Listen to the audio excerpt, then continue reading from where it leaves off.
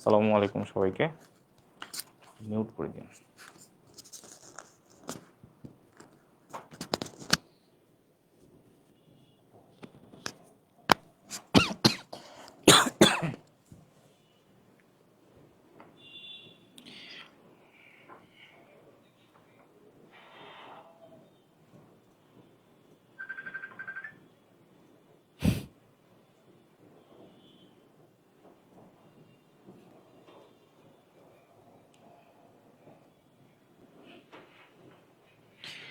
আচ্ছা, যারা যুক্ত হয়েছেন ফেসবুক বা জুমে, তারা সবাই একটু আমাকে জানান যে শোনা যাচ্ছে কিনা, দেখা যাচ্ছে কিনা ঠিকঠাক, এবং আমাদের যারা আরও বন্ধু বান্ধব আছে তাদেরকে একটু আমরা মেনশন করে দিই। ছোটো ভাই, বড় আপু, ছোটো আপু, যারা যারা আছে সবাইকে একটু মেনশন করে দিই। 7টায় ক্লাস আমাদের, কিন্তু ইদানিং 7টায় ক্লাস শুরু হচ্ছে। ঠিক আছে। আম, অনেকেই আছেন আমাদের সাথে, ফাতেমা হন, সোহাগ, হোসেন, আনিকা। ওকে, ঠিক আছে। ফেসবুকে আছে হানিফ, লোকমান, তুহিন, ফাহমিদা, আয়েশা, সীমা বা সীমা, লোকমান, পলি, রেশমি, অনেকে আছে। Very good.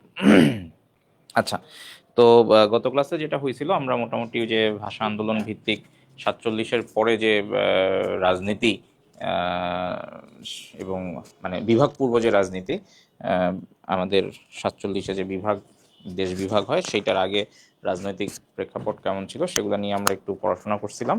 তারপরে হচ্ছে 47 থেকে 52-এর দিকে যে ভাষা আন্দোলন আরও যা যা হয়েছিল, 6 দফা বা আহ, 6 দফা বা 69-এর গণ অভ্যুত্থান, এই ধরনের যে প্রমিনেন্ট যে ঘটনাগুলো ছিল, ওইখান থেকে আমরা একটু বলছিলাম যে স্লাইড একটু টান দিছিলাম আর কি। জুমের ইয়াটা কি অন করা ভিডিও? আচ্ছা, তাহলে আমাকে তো দেখা যাচ্ছে। হ্যাঁ, ঠিক আছে। ওকে। তো যেহেতু গত ক্লাসে আমরা হচ্ছে মোটামুটি 52-র পরের প্রেক্ষাপটগুলো আলোচনা করছি, মুক্তিযুদ্ধের ডিটেলসটা আমরা আসলে ওইভাবে গত ক্লাসে একটু হয় নাই। তো শুধু স্লাইড আসলে দিয়ে দিলে পড়ে নিয়ে ওটা তো আসলে উচিত না। এই জন্য আজকে আমরা একটু শর্টকাটে জিনিসগুলো একটু দেখে নিব। হ্যাঁ, তো বর্তমানে আসলে দেখা যাবে যে এখনকার কনটেক্সটে যে বিষয়গুলো আমাদের জন্য বেশি গুরুত্বপূর্ণ, সেগুলো হচ্ছে সাম্প্রতিক সময়ে যা যা ঘটছে সেখান থেকে তো প্রশ্ন আসবেই। সাথে যদি আসলে বলি যে বাংলাদেশের এখন কারেন্ট কনটেক্সটে কালকে ডাকসু ইলেকশন হইল। হ্যাঁ, তো তাই বলে যে এখান থেকে আসলে প্রশ্ন আসবে তা না, এত রিসেন্ট প্রশ্নও আসে না। যারা বিসিএস এর চিন্তাভাবনা করতেছেন বা প্রাইমারি বা আরও যে ইয়াগুলো আছে, ডাকসু অবশ্যই ইম্পর্টেন্ট। হ্যাঁ, হিস্ট্রিতেও যদি যান সেখানেও ডাকসুর অবদান আছে। তো খুব বেশি রিসেন্ট পড়তে গিয়ে আবার মাথা টাথা গোলাই ফেলেন না। আর রিসেন্ট আসলে কি পড়তে হবে না পড়তে হবে, এটা সবচেয়ে ভালো হয় কি, পরীক্ষা যখন ডেট দিবে তার আগে 1-2 মাস, আহ, মানে একদম ধরেন যদি পরীক্ষা হয় ডিসেম্বরে, আপনি নভেম্বর ডিসেম্বরে যা যা হয়েছে ওগুলো পড়া বন্ধ করে দিবেন। হ্যাঁ, তো ওইরকম একটা সময় আমরাও হয়তো সাম্প্রতিক নিয়ে আরও ডিটেলসে একদম যে প্রশ্নগুলো, তখন হয়তো সাম্প্রতিকের উপর একটা কোশ্চেন সলভিং ক্লাস বা যে কয়টা লাগে হয়তো আমরা নিতে পারবো। তো বিষয় হচ্ছে যে মুক্তিযুদ্ধ থেকে আসলে আমাদের যে জিনিসগুলো জানতে হবে, আমরা আসলে কখনোই কোনো ব্যক্তিকে আসলে প্রায়োরিটি দিব না, বা কোনো বিশেষ বস্তু বা সংগঠনকে প্রায়োরিটি দিব না, বরং ঘটনাবলীকে একটু প্রায়োরিটি দিব। এখন আমাদেরকে এইভাবে একটু পড়তে হবে। ঠিক আছে। তো আমাদের আজকে যেই লেকচার,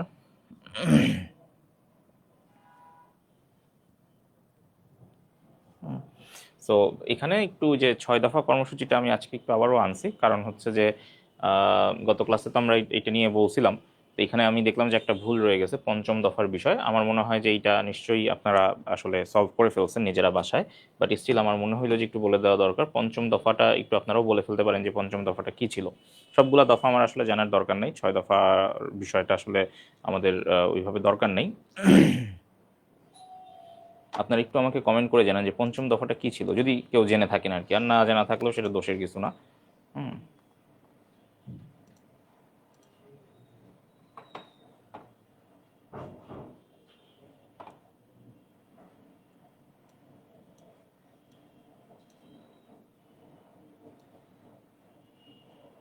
বৈদেশিক বাণিজ্য, ভেরি গুড। মামুন বলছে সবার আগে, ভেরি গুড। এবং উনি ঠিকই বলছেন যে বৈদেশিক বাণিজ্যের নিয়ন্ত্রণটা আসলে পূর্ব পাকিস্তানেও যেন থাকে, এটাই ছিল আসলে মেইন পয়েন্ট এই 5 নম্বর দফার।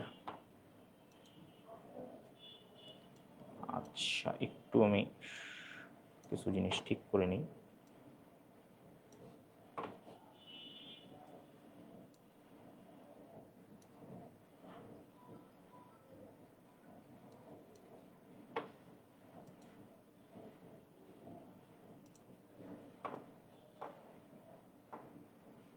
আচ্ছা, ওকে। সো পঞ্চম দফার জিনিসটা কি ছিল, যে বৈদেশিক বাণিজ্যের যে কন্ট্রোল সেটা কার কাছে থাকবে, আমাদের পূর্ব পাকিস্তান বা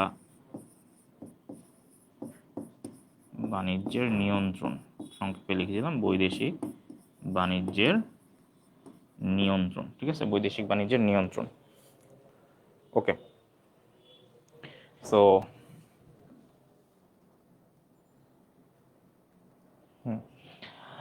এখন এখানে এই 6 দফার একটা বিষয় গত ক্লাসে মনে হয় আমি বলতে ভুলে গেছি, সেটা হচ্ছে যে 6 দফাকে আসলে কিসের সাথে তুলনা করা হয়। এই প্রশ্ন অনেকবার আসছে, আসতেও পারে নাও আসতে পারে। সেটা কি বলেন তো, যেটাকে আমরা ওই যে ম্যাগনা কার্টার সাথে তুলনা করি। হ্যাঁ, ম্যাগনা কার্টা। ম্যাগনা কার্টা কি জিনিস হয়তো অনেকেই শুনছেন বা নাম জানেন, বা এটাকে বলা হয় যে আহ, ইংরেজিতে কি বলে বলেন তো? ইংরেজিতে বলে হচ্ছে চার্টার অফ ফ্রিডম বা মুক্তির সনদ।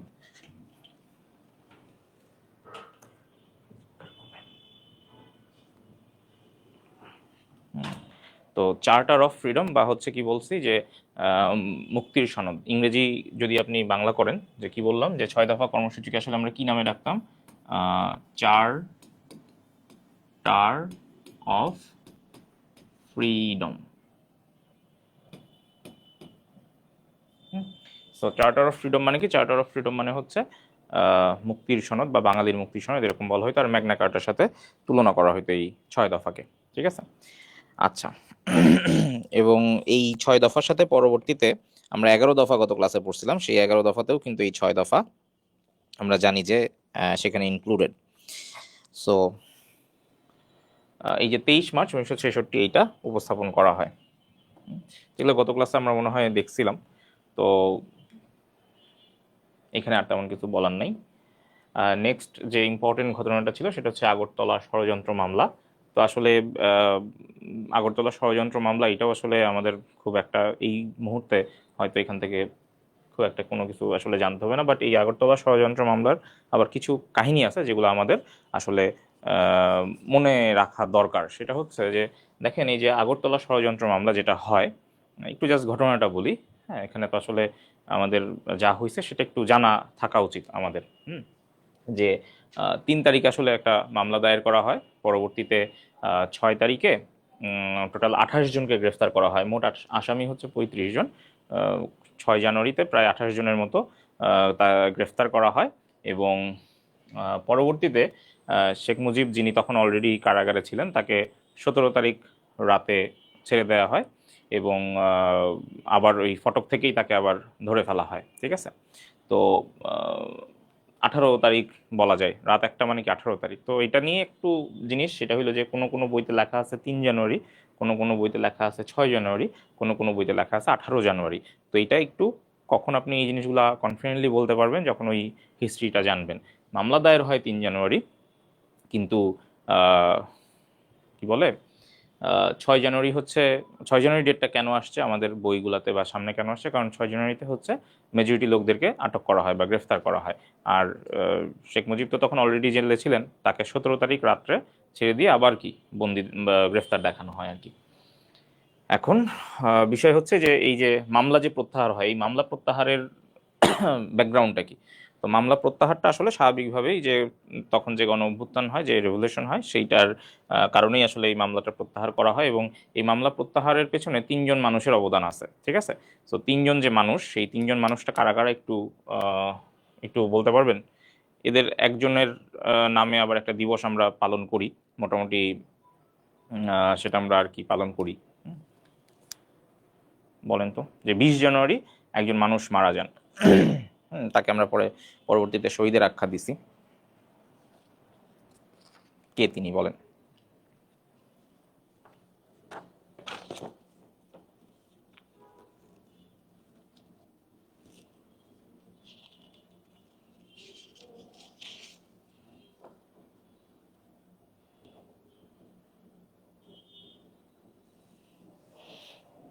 আসাদ, হ্যাঁ ভেরি গুড, অনেক অ্যান্সার করছেন, ভেরি গুড।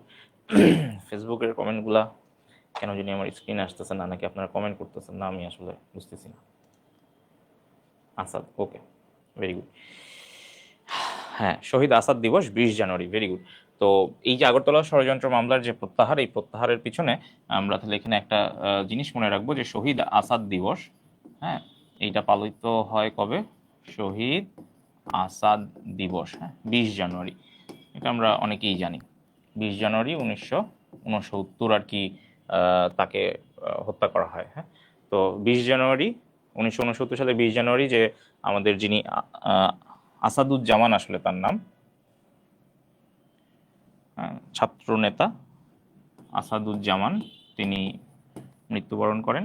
পরবর্তীতে 15 ফেব্রুয়ারি সার্জেন্ট জহুরুল হক, যিনি কিনা এই মামলার একজন আসামি ছিলেন, এবং তারও 3 দিন পর 18 ফেব্রুয়ারি রাজশাহী বিশ্ববিদ্যালয়ের কেমিস্ট্রি ডিপার্টমেন্টের একজন প্রফেসর শামসুজ্জোহা, হুম, তো এই যে 3জন মানুষকে যে আসলে প্রায় 2 মাসের ব্যবধানে যে 3টা তাজা প্রাণ ঝরে যায়, তখন আসলে এই আন্দোলনটা আরও বেগবান হয় এবং পরবর্তীতে এই চাপে 22 ফেব্রুয়ারি হচ্ছে এই মামলাটা প্রত্যাহার করা হয়। ঠিক আছে, এই আর কি। ওকে, সো এই যে মানুষগুলোর নাম বললাম এটা মনে রাখেন। কি বলছি, 20 জানুয়ারি হচ্ছে আসাদুজ্জামানকে হত্যা করা হয়। 15 ফেব্রুয়ারি, 15 ফেব্রুয়ারি কাকে, কি জানি বললাম, সার্জেন্ট জহুরুল হক, হ্যাঁ, সার্জেন্ট জহুরুল হক। আর 18 ফেব্রুয়ারি হত্যা করা হয় হচ্ছে যে শামসুজ্জোহাকে।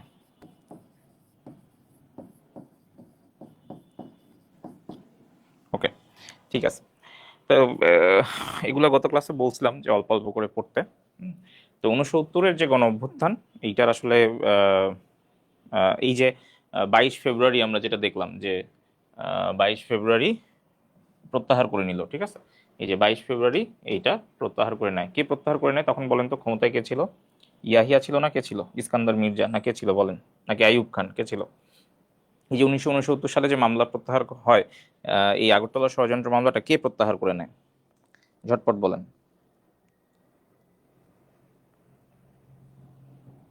Ayub Khan, very good.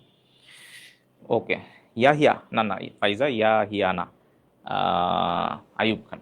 ওকে, তো এই যে কন্টিনিউয়াস যে প্রেশার, এই প্রেশারে আসলে এখানে আসলে ওই সময় তৎকালীন যে ছাত্রলীগ ছিল, ছাত্র ফেডারেশন ছিল, ছাত্র ইউনিয়ন ছিল, আরও যে ছাত্র সংগঠনগুলো ছিল, এখানে আসলে মানে মেজরিটি আমরা একটা নির্দিষ্ট সংগঠনকেই বলি, কিন্তু আসলে ফিল্ডে কিন্তু সবাই ছিল। হ্যাঁ, এই যে ছাত্র ফেডারেশন বললাম, ছাত্র ইউনিয়ন বললাম, হ্যাঁ, আরও যারা যারা ছিল সবাই কিন্তু ছিল, এবং সব ধরনের ছাত্র সংগঠন, হ্যাঁ, এদেরকে নিয়ে একটা স্টুডেন্ট অ্যাকশন কমিটি গঠন হয়। সেটা হচ্ছে যে 4 জানুয়ারি।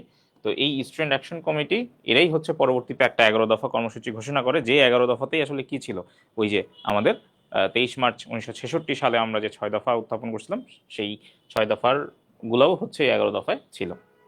পরবর্তীতে এই যে স্টুডেন্টদের যে এই যে ঐক্য, এটা দেখে পেশাজীবী যে সংগঠন ছিল, রাজনৈতিক যে দলগুলা ছিল, অর্থাৎ বড় বড় যে যারা বড়রা ছিল, ছোটদের দেখে তখন বড়রা কি আসলে কি করলো, তারা চিন্তা করলো যে আমরাও তাহলে এরকম সর্বদলীয় একটা, হ্যাঁ, একটা পরিষদ গঠন করি। তো তখন একটা ডেমোক্রেটিক অ্যাকশন কমিটি গঠন হলো।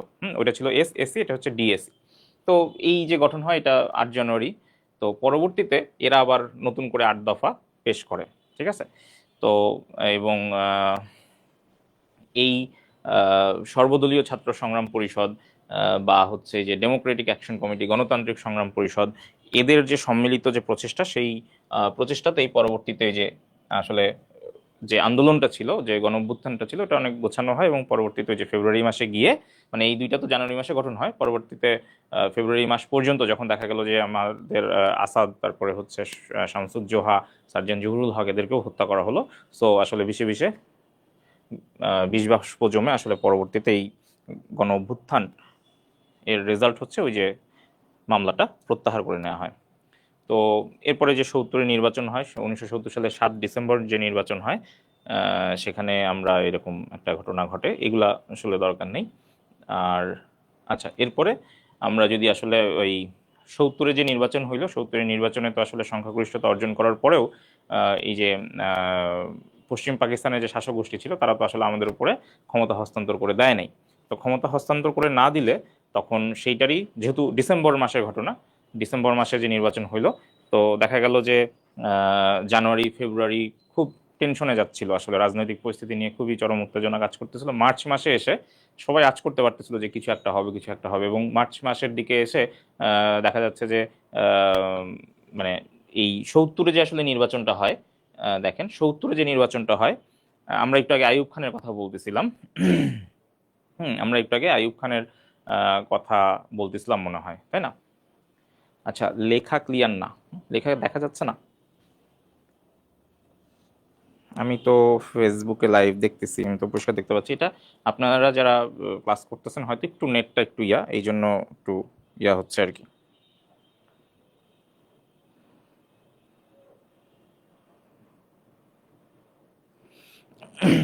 আচ্ছা, তো বিষয় হচ্ছে যে এই যে নির্বাচনটা 1970 সালের 7 ডিসেম্বর এই যে নির্বাচনটা হয়, এই নির্বাচনে পাকিস্তানি যে শাসক গোষ্ঠী ছিল তারা তো আসলে ক্ষমতা হস্তান্তর করে না। কিন্তু ওই সময় আসলে ক্ষমতায় কে ছিল? আইয়ুব খান কি ছিল? আইয়ুব খান কিন্তু ছিল না, ঠিক আছে। গত ক্লাসে আমি আপনাদেরকে মনে হয় বলছিলাম যে আসলে এই রিজনে দুইবার আসলে সামরিক শাসন জারি হয়। প্রথমটা হয়েছিল যে 1958 সালে, হ্যাঁ, তখন একবার সামরিক শাসন জারি হয়েছিল। এবং 1958 সালে যখন সামরিক শাসন জারি করা হয়, পরবর্তীতে কি হয় যে আহ, সেটা তো 2 বছর ছিল, 1960 সালে আবার প্রত্যাহার করে নেওয়া হয়। সেই 1960 সালে পাকিস্তানের মানে যখন প্রথম সংবিধান প্রণীত হয়, গত ক্লাসে আমরা এটাও পড়ছিলাম যে ইস্কান্দার মির্জার হাত ধরে পাকিস্তান হচ্ছে কি ইসলামী প্রজাতন্ত্র হয়, এবং তখন কি 1956 সালেই পাকিস্তানের প্রথম সংবিধান রচিত হয়, তাই না? তো সংবিধান রচনার পরে 1958 সালে হচ্ছে পাকিস্তানের প্রথমবারের মতো কি হয় যে সামরিক শাসন জারি করা হয়, মার্শাল ল যেটাকে বলে। পরবর্তীতে এই 1969-এর যে গণ অভ্যুত্থান ছিল, সেইটার মারপ্যাচে পড়ে আইয়ুব খান কি করে, তখন ইয়াহিয়া খানকে ক্ষমতা হস্তান্তর করে, এবং ইয়াহিয়া খান তখন মার্শাল ল জারি করেন, ঠিক আছে। 1969 সালের 25 মার্চের ঘটনা, তিনি মার্শাল ল জারি করেন, এবং পরবর্তীতে উনি যখন নির্বাচন দেন, নির্বাচনে তো আসলে উনি জয়লাভ করেন না। কিন্তু ওই যে ক্ষমতা যে হস্তান্তর করেন না, এইটার যে আসলে ঝামেলা, সেই অধিবেশন ডাকে, কিন্তু যেমন 3 মার্চ একটা অধিবেশন ডেকেছিলেন ইয়াহিয়া খান, কিন্তু সেটা পরবর্তীতে ক্যান্সেল করেন, ক্যান্সেল করে 25 মার্চ ডেট দেন। সেই 25 মার্চের যে অধিবেশনের তারিখ দেন সেটাও পরবর্তীতে ক্যান্সেল করেন। হ্যাঁ, তো মার্চ মাসের ঘটনাগুলো আমরা একটু জেনে রাখবো আর কি। সো মার্চে প্রথম একদম 1 তারিখে যেটা হয়, মার্চের 1 তারিখে, তখন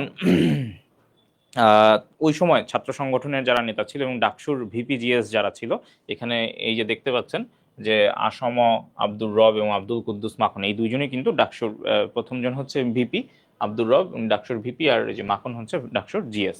আর এই নূরে আলম সিদ্দিক এবং শাহজাহান সিরাজ, এই দুইজনও আসলে ছাত্র নেতা ছিলেন। তো এই চারজনকে মিলে একটা স্বাধীন বাংলা ছাত্র সংগ্রাম পরিষদ গঠিত হয়, এবং এই স্বাধীন বাংলা ছাত্র পরিষদ গঠনের আসলে মূল উদ্দেশ্যই ছিল তারা আসলে কি লিড দিবে। এই যে অসামঞ্জস্য বা যে বিষয়গুলো হচ্ছিল আর কি ওই সময়ে। আচ্ছা, একজন জিজ্ঞেস করছে ক্ষমতা হস্তান্তর না করার কারণ কি? কি মনে হয় ক্ষমতা হস্তান্তর না করার কারণ কি, বলেন তো?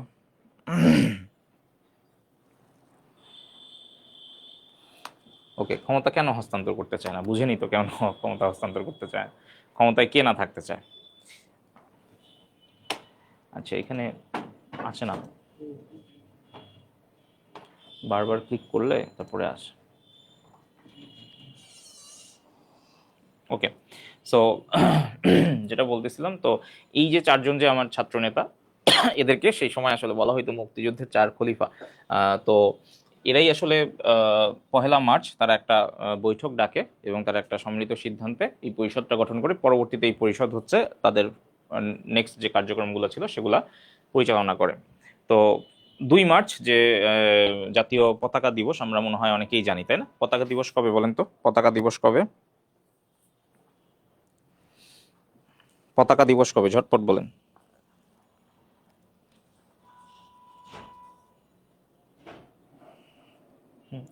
2 মার্চ, হ্যাঁ। তো 2 মার্চ কেন পতাকা দিবস পালন করা হয়? কারণ জাতীয় পতাকা প্রথম উত্তোলন করা হয় হচ্ছে 2 মার্চ, এবং ওই দিন আসলে হরতালের একটা কর্মসূচি ছিল। প্রথম হরতালের কর্মসূচি ছিল 2 মার্চে। এরপর থেকে আসলে আরো এই ধরনের কর্মসূচি আসতে শুরু করে।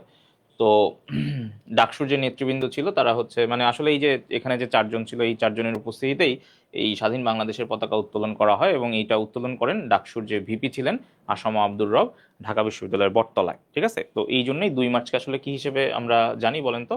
পতাকা দিবস। হ্যাঁ, 2 মার্চ এটাকে আসলে আমরা কি বলি?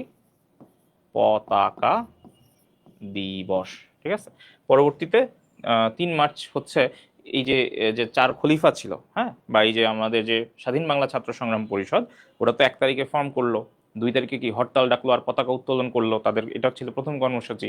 পরের দিন গিয়ে তারা কি করলো, তারা স্বাধীনতার যে ঘোষণাপত্র বা যে ইশতেহার যেটা সেটা আর কি স্বাধীনতার ইশতেহার ঘোষণা করেন, যেখানে বাংলাকে আসলে প্রথম বারের মতো তারা স্বাধীন সার্বভৌম রাষ্ট্র হিসেবে ঘোষণা করেন। মুক্তিযুদ্ধের প্রথম শহীদ, এইটা আসলে খুব একটা গুরুত্বপূর্ণ না, জেনে রাখতে পারেন, তথ্য দেওয়া আছে, এত ডিটেলস জানার দরকার নাই, নামটা জেনে রাখতে পারেন এবং হ্যাঁ এইটার খুব ঘটনার প্রবাহ জানার দরকার নেই। ঠিক আছে, 4 মার্চ যেটা হয়, ঢাকা বেতার কেন্দ্র এবং ঢাকা টেলিভিশন নামে সম্প্রচার শুরু করে। ঢাকা বেতার কেন্দ্র আসলে ওই সময় আমাদের অনেক মুক্তিযুদ্ধে বেশ একটা গুরুত্বপূর্ণ ভূমিকা পালন করছে, ওইটা নিয়ে আমরা আলাদাভাবে একটু পরে জানবো। তো 6 মার্চে আসলে যেটা হয়, 6 মার্চ লেফটেন্যান্ট জেনারেল টিক্কা খানকে পূর্ব পাকিস্তানের গভর্নর করা হয় এবং যদিও তাকে আসলে শপথ পাঠ করানো হয় নাই, বিচারপতি বাধাগ্রস্ত, বিচারপতি কর্তৃক তিনি বাধাপ্রাপ্ত হন। তো এই যে লেফটেন্যান্ট জেনারেল টিক্কা খান, তাকে যে আসলে পূর্ব পাকিস্তানের গভর্নর করা হয়, এখানে ডেটটা ইম্পর্টেন্ট না, আপনি জাস্ট নামটা মনে রাখবেন যে ওই সময়ে মার্চ মাসে আসলে পূর্ব পাকিস্তানের গভর্নরের দায়িত্ব কাকে দেওয়া হয়? লেফটেন্যান্ট জেনারেল টিক্কা খান। সেই সময় ইয়াহিয়া খান ঘোষণা দেন যে আমাদের সংসদের অধিবেশন হবে হচ্ছে 25 মার্চ। তো যদিও পরবর্তীতে সেটা তিনি আসলে ক্যান্সেল করেন। তো 7 মার্চ এরপরে ওই যে রেসকোর্স ময়দানে ভাষণ দেন। 7 মার্চ একটা বিশাল জনসভা হয়, আমরা জানি তৎকালীন যিনি আমাদের রেসকোর্স ময়দান যেটা এই ওই সময়ের যে রেসকোর্স ময়দান, সেটার এখন বর্তমান নাম কি বলেন তো? রেসকোর্স ময়দানের নাম কি বলেন?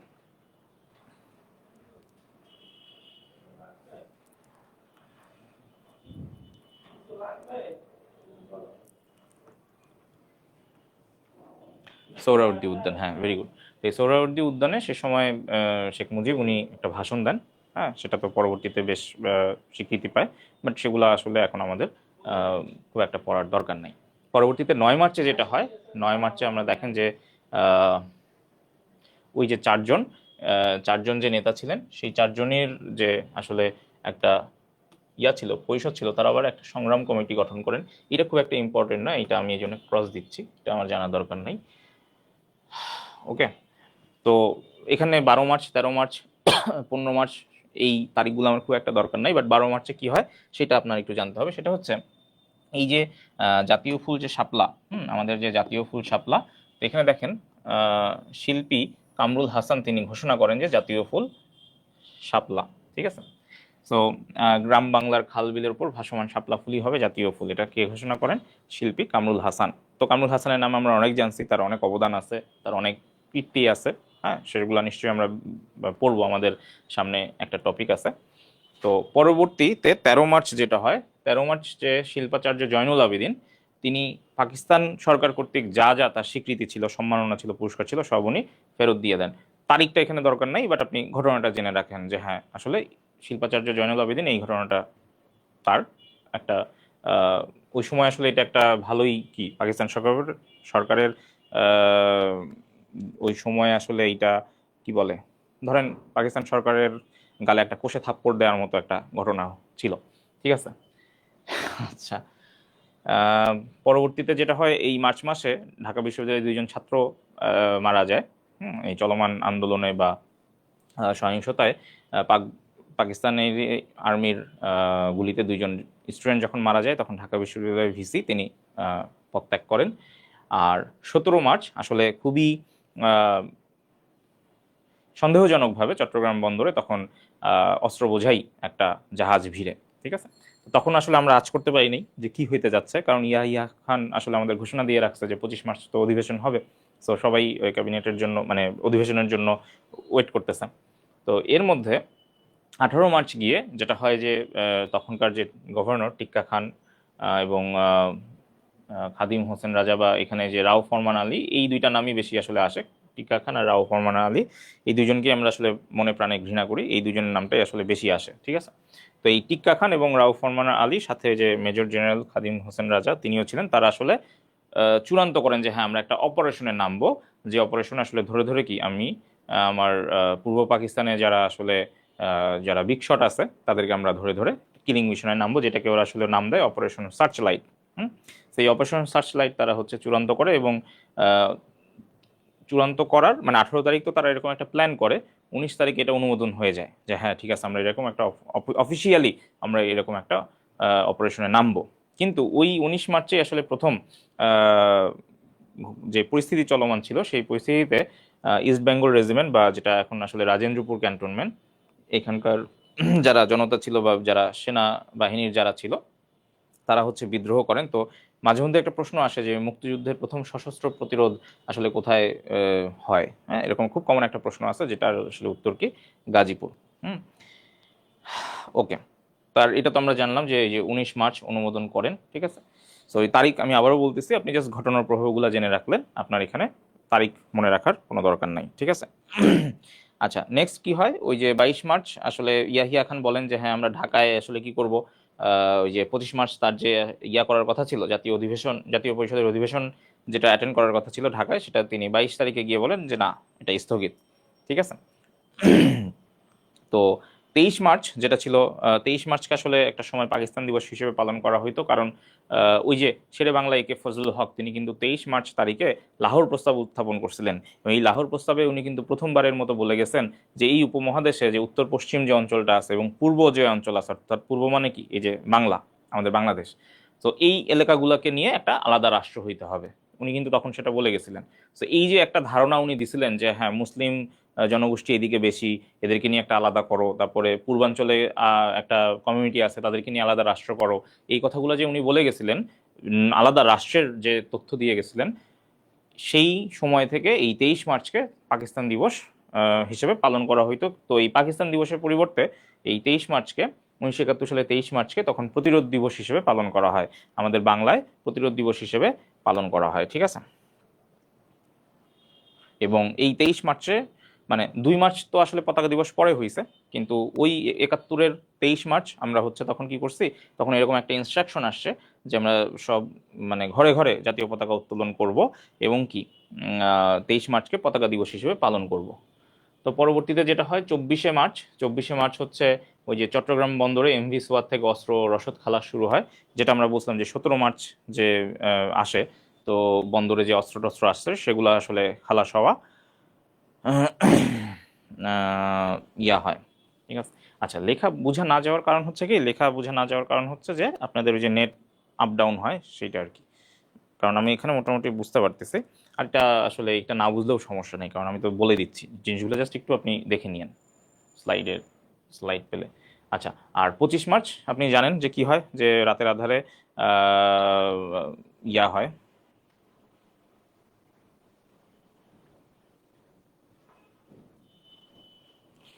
আচ্ছা, তো 25 মার্চ যেটা হয়, ইয়াহিয়া খান ওই যে রাতের আধারে চলে যান, এটা আমরা জানি, পালাই যান, এবং রাত্রে 11:30টার দিকে অপারেশন সার্চলাইট শুরু হয়। তো এই স্বাধীনতার ইশতেহার আমরা একটু আগে মনে হয় বলছিলাম, তো এগুলা একটু আগে আলোচনা করছি, তো এগুলো আর আসলে খুব একটা আমাদের গুরুত্বপূর্ণ না। আচ্ছা, 7 মার্চের ভাষণ, 7 মার্চের ভাষণ নিয়ে আগে আসলে আমরা অনেক কিছু পড়তাম, এখন এত কিছু আমাদের পড়ার দরকার নাই, আমরা জাস্ট জাস্ট জিনিসগুলো একটু মনে রাখবো। 7 মার্চ আগে বাংলা সনও মনে রাখতাম, অনেক কিছু মনে রাখতাম, এগুলো আমাদের আসলে এত দরকার নেই, তারিখ নিয়ে এত খেলাধুলার কোনো দরকার নেই, ঠিক আছে। তো 7 মার্চের ভাষণ কোথায় হয় আমরা জানি, রেসকোর্স ময়দানে, হ্যাঁ, এবং তার আম, ভাষণ কে রেকর্ড করছে, চিত্র ধারণ কে করছে, এই জিনিসগুলো আর এখন দরকার নাই, ঠিক আছে। তো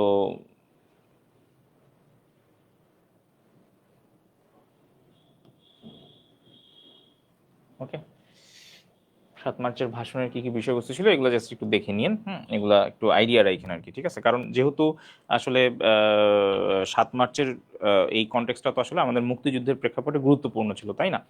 তো আমি আবারও যেটা বলছি যে আমরা আসলে মুক্তিযুদ্ধকে মুক্তিযুদ্ধ হিসেবে ধারণ করব, এবং আমরা ওইভাবে জিনিসগুলো জেনে রাখবো, এখানে কোনো দলমত নির্বিশেষে এখানে আসলে কোনো জাজমেন্টে আমরা যাব না, যে ঘটনা ঘটছে সেই ঘটনাগুলো অবশ্যই আপনি পড়ে রাখবেন, জেনে রাখবেন, আপনার নিজের জন্য হলেও জেনে রাখবেন, ঠিক আছে। ওকে, আচ্ছা, ওইদিকে 23 মার্চ আবার কার জানি জন্মদিন, খুব ভালো। আচ্ছা, অসহযোগ আন্দোলন। তো অসহযোগ আন্দোলনটা আসলে বেসিক্যালি ওই যে মার্চের আম, মার্চে যখন হচ্ছে সর্বদলীয় ছাত্র সংগ্রাম পরিষদ, ওই যে চার খলিফার মাধ্যমে যখন তৈরি হয়, তখন আসলে তখন থেকেই তাদের থ্রুতে এবং হচ্ছে রাজনৈতিক যারা দল ছিল বা শেখ মুজিব যিনি ছিলেন তিনিও তো ওই সময় একটা লিডারের ভূমিকায় ছিলেন। তো এই জায়গাগুলো থেকে মেসেজগুলো পাস হওয়া শুরু করে যে আমরা আসলে অসহযোগ আন্দোলন এর ডাক দিব, ঠিক আছে। তো এই যে অসহযোগ আন্দোলনের ডাক দিব, যেটা মনে হয় এই যে জুলাই আন্দোলনেও এই কর্মসূচিটা ছিল যে অসহযোগ আন্দোলনের একটা ডাক ছিল, তাই না? তো এটার মানে কি? অসহযোগ আন্দোলন মানে হচ্ছে যে আহ, যারা প্রজাতন্ত্রের যুক্ত আছে বা যে কোনোভাবে হচ্ছে কি সরকারকে, প্রজাতন্ত্রে থাক বা না থাক, সরকারকে আসলে কোনোভাবে আমরা সাহায্য সহযোগিতা করব না। যেভাবে অসহযোগিতা করা যায় কাজকর্ম সব বন্ধ করে রাখবো। তো সহজ ভাষায় হচ্ছে ওই জিনিসটা এরকম। তো এই ওই যে আমরা একটু আগে বলছিলাম যে 2 মার্চ পতাকা দিবস ছিল, 2 মার্চে হচ্ছে হরতালের একটা কর্মসূচি ছিল। সেই 2 মার্চের যে কর্মসূচি, হরতালের কর্মসূচি ছিল ঠিক ওই দিনই আর কি অসহযোগ আন্দোলনের ডাক দেন। 3 মার্চ থেকে এটা আসলে বেসিক্যালি কোনো কোনো বইতে এখানে বলা আছে, এখানে যদিও বলা আছে যে অসহযোগ আন্দোলনের ডাক দেন 2 মার্চ শেখ মুজিব। তো এটা আসলে একটা সম্মিলিত সিদ্ধান্ত ছিল, শুধু যে ওনার একার তা না। তো 2 মার্চ, কোনো কোনো জায়গায় 3 মার্চ। তো এইসব এখন যেহেতু আমাদের এগুলো এত ডিটেলস দরকার নাই, এগুলো আমাদের খুব একটা পড়ার দরকার নেই। হ্যাঁ, জাস্ট যেহেতু ঘটনাগুলো আমাদের ঘটছে যার জন্য এটা এখানে রাখা আছে, বাট এগুলো আমাদের খুব একটা মনে রাখার দরকার নাই। তবে মোটামুটি 7 মার্চের যে ভাষণ হয়, 7 মার্চের ভাষণে উনি এই ধরনের কথাবার্তা বলছিল যে আমরা এটা বন্ধ করে দিব, ওইটা করে দিব, হ্যাঁ তাই না? সো যদি আপনাকে কখনো এই ধরনের প্রশ্ন যদি করে, ধরনের কথার কথা ভাইভাতে করলো, যেটা আসলে কোনোভাবেই সম্ভব না যে ভাইভাতে এটা জিজ্ঞেস করবে যে অসহযোগ আন্দোলন কবে থেকে শুরু হয়, আপনি আপনার জেনে রাখার জন্য এটা মনে রাখবেন যে আসলে বেসিক্যালি অসহযোগ আন্দোলনটা শুরু হয় হচ্ছে আসলে 8 মার্চ থেকে। কারণ ওই সময় আসলে আমরা তো আসলে যখন দিক বিদিক হয়ে ছিলাম, তো 7 মার্চের ভাষণে যখন উনি বলছে যে হ্যাঁ অসহযোগিতা শুরু করে দাও বা অসহযোগ আন্দোলনের বিষয়ে যখন উনি বলছে, বেসিক্যালি 8 তারিখ থেকেই আসলে এই জিনিসগুলো তখন ইমপ্লিমেন্টেশনে যায়, ঠিক আছে। বাট এগুলা আহ, একটা সময় ছিল যে হ্যাঁ এগুলো অনেক ডিটেলস জানতে হইতো, ভাইবা টাইবাতে জিজ্ঞেস করতো। এখন ভাইভাতে বলেন বা রিটেনে বলেন, এগুলো আসার সম্ভাবনা যেহেতু কম, তো আমরা এইগুলো আসলে এই স্লাইডটা আসলে আমরা স্কিপ করব, ঠিক আছে। আচ্ছা, তো মুক্তিযুদ্ধকালীন বেশ কিছু অপারেশন হয় এখানে, আসলে এই জিনিসগুলো যারা জানেন তারা বেশ দেখবেন যে অনেক কিছু ডিটেলস আপনি যদি উইকিপিডিয়া করেন বা যদি কোনো এরকম বই থাকে, এই অপারেশনগুলো নিয়ে অনেক মজার মজার তথ্য পাবেন। তো এত মজার মজার তথ্য আসলে যদিও চাকরির পরীক্ষায় আসলে লাগে না, কিন্তু আপনি যদি গল্পের আকারে বা সুন্দর করে জানার জন্য পড়তে চান, পড়তে পারেন সংগ্রহ করে, সেক্ষেত্রে দেখবেন যে এখান থেকে আসলে অনেক কিছু মানে অনেক হিস্ট্রি আছে যেগুলো আসলে ওই যে এখন এইটা দেখলে তো মুখস্থ করতে মন চাবে বা মুখস্থ করতে হবে এরকম একটা চিন্তা ভাবনা, ঠিক আছে। ওকে, ঠিক আছে। দেখেন, আমি জাস্ট অল্প করে বলতেছি, এখানে অনেক কথাবার্তা আছে। এখন একজন লিখছে যে এতগুলো নোট করে তারপর পড়াশোনা করা খুবই কষ্টকর। এখন আমি তো বলেই দিচ্ছি যে কষ্ট না করলে কেষ্ট মিলবে না। হুম, আপনি ধরেন আরাম করে পড়াশোনা করবেন, আবার আপনার চাকরিও লাগবে, তাহলে তো একটু মুশকিল, একটু কষ্ট করতে হবে। আর এই স্লাইডটা তো আমি আপনাকে দিয়ে দিব, এই জন্য আমি না এখানে যা যা আনতে হয় তা তা আনা হয়। আর আমার এই স্লাইডে যিনি কাজ করেন উনিও যা পায় ভরে ভরে দেয় একদম, ঠিক আছে। কিন্তু আমি বলার সময় কিন্তু বলে দিচ্ছি যে এটা লাগতেছে না, ওটা লাগতেছে না, তাই না? সো ওইভাবে একটু নোট করেন। আর এতটুকু ম্যাচুরিটি আপনার আছে যে আমি কোনটুকু বাদ দিব, কোনটুকু মনে রাখবো, ঠিক আছে। যেমন আমি অনেক তারিখ রাখছি, তারিখ কি লাগবে? না, লাগবে না। দিবসটা মনে রাখবেন, 2 মার্চ পতাকা দিবস। ওকে, দেখেন, তো পাকিস্তানের সিন্ধু প্রদেশের লারকানা হাউসে, এটা আসলে ভুট্টোর বাড়ি ছিল, দুষ্টু ভুট্টো। তো প্রেসিডেন্ট ইয়াহিয়াকে নিয়ে পাখি শিকারের নামে বাঙালি নিধনের ষড়যন্ত্র, ঠিক আছে। তো জাস্ট আপনি নামটা একটু মনে রেখেন যে এরকম একটা ঘটনা ঘটছে, হ্যাঁ, যদি কখনো এই ধরনের প্রশ্ন আসে বা কোনো একটা আড্ডায় আপনি যখন বসছেন, তো আপনি যখন এইরকম জ্ঞান গরিমা জাহির করতে পারবেন, নিজের কাছেও ভালো লাগবে এবং সবাই আপনাকে তখন বাহবা দিবে, ঠিক আছে। চাকরি আপনার থাক বা না থাক। ওকে,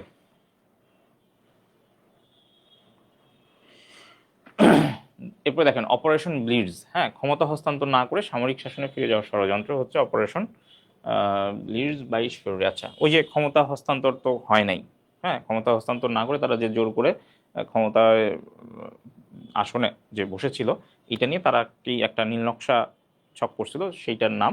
এটা জাস্ট নাম মনে রাখলেই হবে, যেহেতু এগুলো ডিটেলস কখনো কোনো পরীক্ষায় আসে না, জাস্ট নামগুলো মনে রাখেন। অপারেশন সার্চ লাইট খুব ইম্পর্টেন্ট, এবং এটা নিয়ে অলরেডি আমরা এতক্ষণ ধরে কথা বলছি।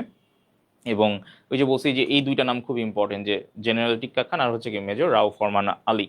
ঠিক আছে, তো ঢাকা শহরের দায়িত্বে ছিলেন হচ্ছে এই রাও ফরমান আলী, এবং ওই যে মধ্যরাতে যে ঢাকা শহরে যে আসলে যে নৃশংস হত্যাকাণ্ড শুরু হয়, এই রাও ফরমান আলী হচ্ছে তার দায়িত্বে ছিলেন।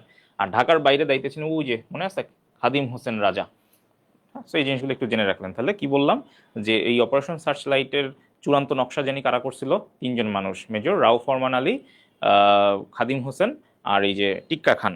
তো টিক্কা খান তো আসলে সে তো পূর্ব পাকিস্তানের গভর্নর, সে তো আর আসলে ইমপ্লিমেন্ট করবে না, বাস্তবায়ন কারা করবে, রাও ফরমান আর খাদিম হোসেন। তো রাও ফরমানকে দিয়ে দিছে ঢাকা, খুবই গুরুত্বপূর্ণ একটা জায়গা, ওকে শুধু ঢাকার দায়িত্বটা দিছে, আর ঢাকার বাইরে খাদিম হোসেনকে দিছে। ঠিক আছে, আচ্ছা। তো এখানে ওই জিনিসগুলো আবার বলা আছে, 18 মার্চ থেকে 25 মার্চ কি কি হয়েছে।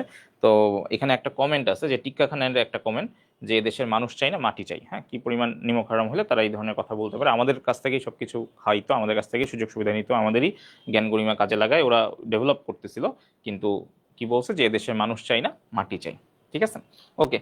সো নেক্সট আর কি অপারেশন আছে, অপারেশন বিগ বার্ড। হ্যাঁ, নামগুলোও কিন্তু অনেক মজাদার। আপনি দেখবেন ভারতে অনেক মুভি হয়, বলিউডে অনেক মুভি হয় এইসব অপারেশন নিয়ে, যেখানে আসলে ভারত চায়নাকে ধ্বংস করে দিচ্ছে, আবার রিসেন্টলি মনে হয় আমেরিকা না কাকে ধ্বংস করে দিচ্ছে। হ্যাঁ, ওয়ার নামে একটা যুদ্ধ বেরোচ্ছে, আমি জানি না, দেখি নাই। অনেক কিছু করে ফেলতেছে, যদিও বাস্তবে প্রেক্ষাপট আলাদা। হ্যাঁ, কিন্তু ওরা মুভিতে অনেক কিছু করে ফেলে, এবং সেখানে দেখবেন এরকম কিওয়ার্ড ব্যবহার করে। হ্যাঁ, এরকম কিওয়ার্ড ব্যবহার করে, এবং কি বলে কোড ওয়ার্ড ইউজ করে, যেগুলো অনেক চমৎকার হয়। হ্যাঁ, যেগুলো অনেক হয়, বেশ মজার হয়।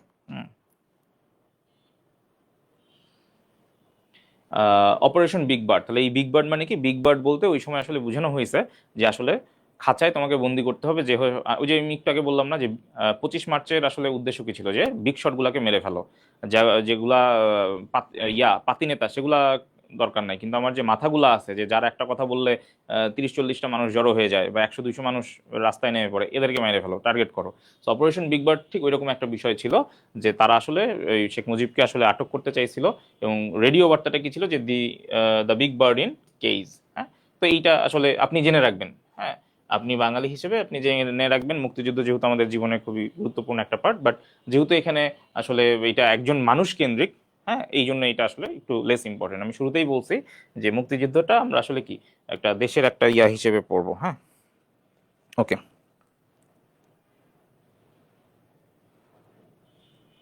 ওকে। আচ্ছা, একটু অপ্রাসঙ্গিক কমেন্ট কেউ না করি, ঠিক আছে, যে হ্যাঁ লাগবে, বিথি একটা প্রশ্ন করছে লাগবে, আবার রাকিবুল হাসান যিনি বলতেছেন তারা এই ধরনের প্রশ্ন করেন না। হ্যাঁ, মানে আমরা কোনো জাজমেন্টেই যাব না।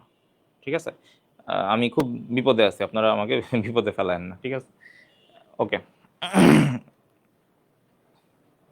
ওকে, তো অপারেশন জ্যাকপট, এই অপারেশন জ্যাকপটের নামটা মনে হয় আমরা অনেক শুনছি, এবং দেখেন এখানে 3 স্টার দেওয়া, ওই অপারেশন সার্চ লাইটের মতো এখানেও 3 স্টার দেওয়া, কারণ এটা নিয়েও আমরা আসলে মোটামুটি জানি। তারপর একটু জাস্ট বেসিক যে জিনিসগুলা, এবং দেখেন এখানে কিছু কিছু বিষয় আছে মজার, যেগুলো জানলে হয়তো অনেকে জানেন আগে থেকেই, কিন্তু যারা জানেন না তারা এখানে কিছু জানতে পারবেন, শিখতে পারবেন। তো বঙ্গোপসাগর যেটা, এটা তো আমাদের আসলে বিশাল একটা রিসোর্স, এই রিসোর্সটাকে আমরা যেন অ্যাটাক ফ্রি রাখতে পারি, সেই জন্য আমরা যেটা করছিলাম, আসলে বহিঃশত্রুর আক্রমণ থেকে, বা এটা যেন দখল না হয়ে যায়, হইতে পারে ওই সময়ও কিন্তু আসলে ওই শত্রুপক্ষের মানে কালো চোখ আমাদের উপরে ছিল। সেটা শুধু যে ভারত পাকিস্তান ইস্যুতে যে আমরা আসলে জড়াই গেছি তা না, অন্যান্য দেশেরও, বহির্বিশ্বেরও কিন্তু নজর ছিল আমাদের উপরে।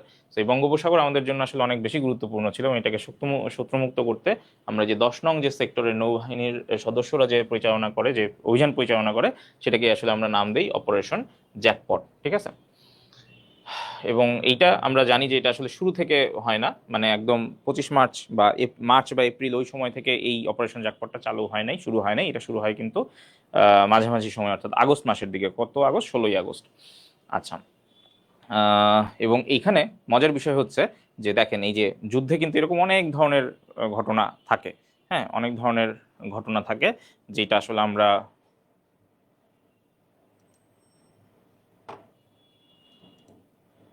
যেই জিনিসগুলো আমরা হয়তো অনেকেই জানি না, মুভি টুভি দেখলে এগুলো অনেক মজার মজার তথ্য জানা যায়। তো প্রথম সংকেত কি ছিল, যে পঙ্কজ মল্লিকের গাওয়া যে আমি তোমায় যত শুনিয়েছিলাম, এটার অর্থ ছিল কি যে 24 ঘন্টার মধ্যে আক্রমণ করতে হবে। ঠিক আছে, গানটা আজকেই শুনে নেবেন।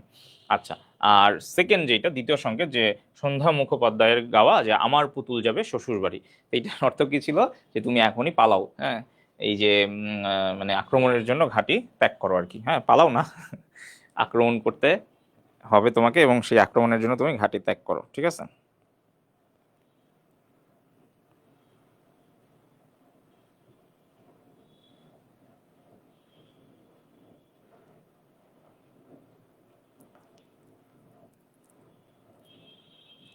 আচ্ছা, এখন এখন বর্তমানে মুক্তিযুদ্ধ বিষয়ে উপদেষ্টাকে ফারুকী আজম, বীর প্রতীক, এইটা একটু জেনে রাখেন। উনি আসলে দুটো মুক্তিযুদ্ধ বিষয়ক এবং দুর্যোগ ব্যবস্থাপনা ত্রাণ মন্ত্রণালয়ের হচ্ছে উপদেষ্টা। ঠিক আছে। ওনার একটা স্মৃতিচারণমূলক বই আছে, 1971 যুদ্ধ দিনের স্মৃতিকথা। ওকে। এবং তিনি ছিলেন অপারেশন জ্যাকপটের সাব কমান্ডার। হ্যাঁ, এটা কিন্তু খুবই গুরুত্বপূর্ণ। অপারেশন জ্যাকপটের সাব কমান্ডার, যিনি কিনা এখন কি একজন উপদেষ্টা, ফারুকী আজম বীর প্রতীক উপাধিতে তিনি ভূষিত হয়ে আছেন। ঠিক আছে। আচ্ছা, তো যেটা বলতেছিলাম যে আমরা একটু এদিকে মনোযোগ দিই। হ্যাঁ, এদিকে একটু মনোযোগ দিই, সবাই একটু খেয়াল করেন। হুম, ওকে, তাহলে নেক্সটে যাই। নেক্সট অপারেশন দেখেন, operation kill of light. Operation kill of লাইটটা কাদের অপারেশন ছিল বলেন তো? কোন বাহিনীর ছিল? কোন বাহিনীর ছিল বলেন? কোন বাহিনীর ছিল বলেন তো? Operation kill of light. 3 December 1971, দেখেন নবগঠিত। নবগঠিত বাংলাদেশ বিমান বাহিনীর প্রথম ইউনিটের নাম ছিল হচ্ছে ফ্লাইট, এবং এদের যে অভিযান, সেই অভিযানের নাম ছিল অপারেশন কিল অফ লাইট। এটা চট্টগ্রাম ও নারায়ণগঞ্জে পাক বাহিনীর উপর তারা তাদের অভিযান পরিচালনা করে। খুব একটা গুরুত্বপূর্ণ না। ঠিক আছে, খুব একটা গুরুত্বপূর্ণ না। অপারেশন চেঙ্গিস খান এটা গুরুত্বপূর্ণ, কারণ হচ্ছে পাকিস্তান এই 3 তারিখে, 3 ডিসেম্বরই হচ্ছে ভারতের উপর আক্রমণ করে বসে, এবং আসলে তখন জিনিসটা মানে দুই দেশের গণ্ডি পেরিয়ে আরো বাইরে এগুলো ছড়ায় যায় আসলে বেশ বাজেভাবে। এবং তখন ভারতও আসলে একটা সবসময় ইস্যু খুঁজতেছিল, তো ওরাও আসলে অফিসিয়ালি আক্রমণ করার একটা ইয়া পেয়ে যায়। ঠিক আছে, এবং এই অফিসিয়ালি আক্রমণটা তারা কবে করে? অফিসিয়ালি আক্রমণটা করে হচ্ছে জাস্ট 5 দিন পর, অর্থাৎ 9 ডিসেম্বর। যে অপারেশনের নাম তারা দেয় হচ্ছে অপারেশন ক্যাকটাস লিলি। ঠিক আছে। কিছুদিন আগেও এরকম ভারত পাকিস্তানের মারামারি হয়, যেখানে দেখবেন যে এই যে অমিতাভ বচ্চনের একটা অনুষ্ঠান আছে, কন বানেগা ক্রোড়পাতি বা এরকম কিছু একটা নাম, কেবিসি সংক্ষেপে বলে।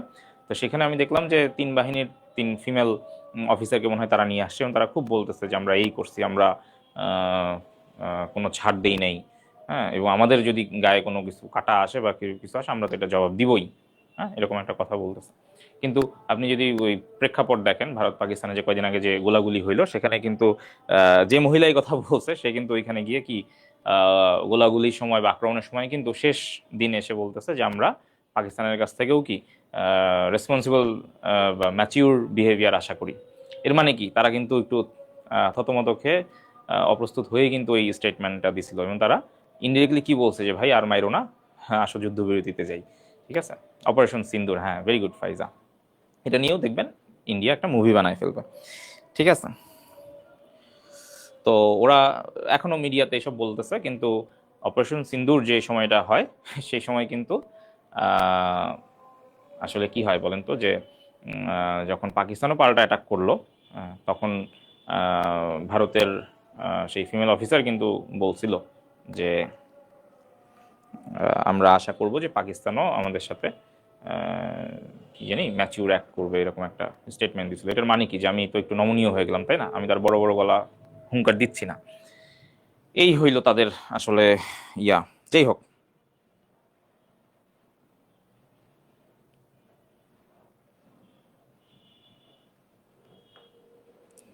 আচ্ছা, লোকমান হোসেন খুব সুন্দর একটা ইয়া দিছে, অপারেশন সোহাগ রাত। সোহাগ, সোহাগ আমাদের সাথে ক্লাস করতেছে, তার সাথে রাতকে জুড়ে দিছে। এই রাতকে আমরা জানি না। ঠিক আছে, আমরা আশা করবো যে সোহাগ ভাই আমাদেরকে এটা জানাবে যে হুইজ রাত। Operation close door. হ্যাঁ, অপারেশন ক্লোজ ডোর এইটা কি? এটা হচ্ছে যে ওই যে ভারতীয়রা যে আসলে ইয়া করছিল, আচ্ছা না, ওইটা অন্যটা। অপারেশন ক্লোজ ডোর হচ্ছে যে মুক্তিযুদ্ধের সময় যে সারা দেশের মানুষের কাছে যে আসলে অস্ত্র, অবৈধ অস্ত্র চলে গেছিল, সেটা জমা নেওয়ার জন্য যে অভিযান পরিচালিত হয় সেটাকে আসলে অপারেশন ক্লোজ ডোর বলে। ওকে, সো অপারেশনগুলো একটু মনে রাখেন, যেহেতু আমাদের যুদ্ধ টুদ্ধ হয়েছে। স্বাধীনতার ঘোষণা নিয়ে আমি গত ক্লাসে বলছি, এটা আসলে একটা এই বিষয়ে এখন প্রশ্ন আসবে না, যেহেতু এই প্রশ্নগুলো কারা করতে পছন্দ করে, যখন যারা ক্ষমতায় থাকে তখন তারা প্রশ্ন করতে পছন্দ করে। তো এখন বিষয় হচ্ছে যে এইটা নিয়ে আসলে আমরা কিছু বলবো না, কারণ আপনি অনেক বই দেখবেন যে বইগুলা, আমি নাম বলবো না, বেশ কিছু বই আছে, আমরা জানি যে আসলে এই বইটা কি ধরনের মানুষজন লেখে বা কোন পন্থীর মানুষজন লেখে। তো যার যার ব্যক্তিগত পছন্দ থাকে, ব্যক্তিগত পছন্দ থেকে আমরা অনেক সময় বলি যে হ্যাঁ 25 মার্চ উনি ঘোষণা দিছে, 26 মার্চ ইনি ঘোষণা দিছে।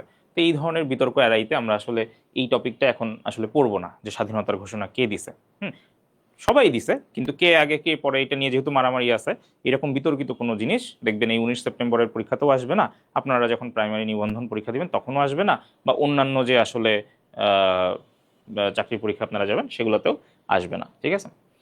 এবং যেখানে কোনো ব্যক্তি কেউ নাই, আমি বারবার বলতেছি যে আমরা আসলে কি ব্যক্তি নির্ভর কোনো তথ্য পড়বো না, আমরা ঘটনাগুলো জানবো। সো স্বাধীনতার ঘোষণাপত্রে যে 10 এপ্রিল, 17 এপ্রিল, 26 মার্চ, এই তিনটা তারিখ মনে হয় আমাদের একদম মুখস্থ হয়ে গেছে, তাই না? তো এইগুলো আপনি জানতে পারেন যে স্বাধীনতার ঘোষণাপত্র আনুষ্ঠানিকভাবে গৃহীত হয় কবে, 10 এপ্রিল, এটা পাঠ হয় কবে 17 এপ্রিল, আর অনুমোদন হয় কবে 26 মার্চ 1971, ঠিক আছে। ওকে, ঠিক আছে। নেক্সট এখানে দেখেন যে স্বাধীন বাংলা বেতার কেন্দ্রের বিষয়টা চলে আসছে। স্বাধীন বাংলা বেতার কেন্দ্র নিয়ে একটু হালকা পাতলা আইডিয়া রাখেন। স্বাধীন বাংলা বেতার কেন্দ্রর নাম একসময় ছিল হচ্ছে স্বাধীন বাংলা বিপ্লবী বেতার কেন্দ্র, পরবর্তীতে এখানে নাম বিপ্লবী শব্দটা বাদ দিয়ে দেওয়া হয়, পরবর্তীতে নাম হয় হচ্ছে স্বাধীন বাংলা বেতার কেন্দ্র। এবং পাকিস্তানি সেনাবাহিনীর যে পাক হানাদারের যে বাহিনী ছিল, তাদের বোমা হামলার কারণে চট্টগ্রামের যে কালুরঘাট, হ্যাঁ সেইখানে আসলে এটা ছিল একটা প্রেরণ কেন্দ্র, যেটা পরবর্তীতে বেতার কেন্দ্রে রূপ দেওয়া হয় 26 মার্চ।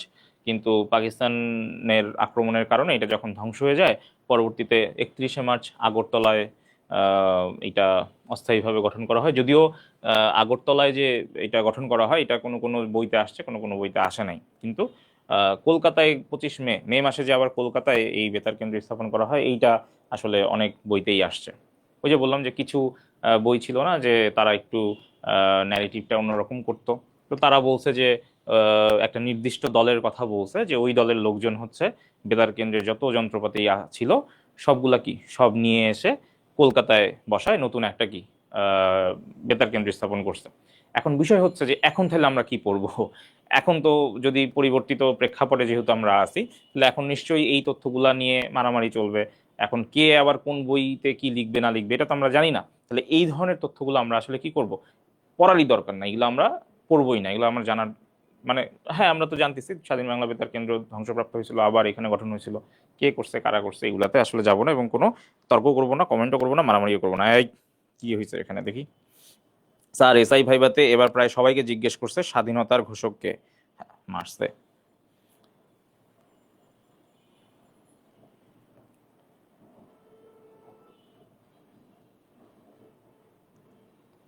আচ্ছা, স্যার আমাকে ভাইবাতে জিজ্ঞেস করছিল স্বাধীনতার ঘোষণাপত্র সম্পর্কে, সুমাইয়া জাহান এটা বলছে। আর এসআই ভাইবা দিচ্ছে আমাদের সাগর ভাই। আচ্ছা, ওকে।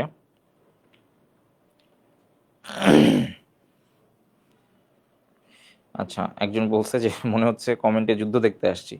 ফরাদ ভাই লিখছে হ্যাঁ টপিকের সাথে মিল আছে। আরে আপনাদের যে কমেন্ট, কি বুদ্ধি! ওকে, এইখানে দেখেন বেশ কিছু জিনিসপত্র বলা আছে, তো এইগুলো আসলে একটু জাস্ট দেখে নিয়েন। হ্যাঁ, প্রথম নারী শিল্পী, প্রথম পত্রিকাকে পাঠ করেন, এত ডিটেলস আসলে পড়ার দরকার নাই।